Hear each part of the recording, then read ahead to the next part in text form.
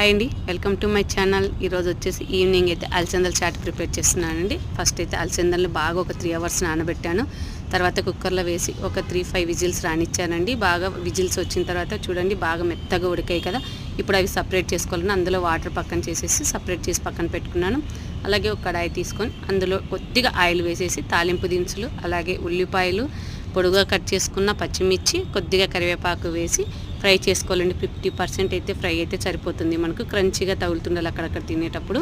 ఇప్పుడైతే కొద్దిగా పసుపు యాడ్ చేసాను. చేసిన తర్వాత ఉడకబెట్టి పెట్టుకున్న అలసందలు వేసేసి టేస్ట్కి సరిపడా కొద్దిగా సాల్ట్ యాడ్ చేసేసుకోవాలి. ఆల్రెడీ గుగ్గుల్లో వేసాం కదా, ఇప్పుడు కూడా కొద్దిగా సాల్ట్ వేసేసి అలాగే కొద్దిగా కారం పొడి వేసేసి కలిపేసుకోవాలండి. అంతే. మీకు ఇష్టమైతే చాట్ మసాలా వేసేసుకోండి, చాలా సూపర్గా ఉంటుంది.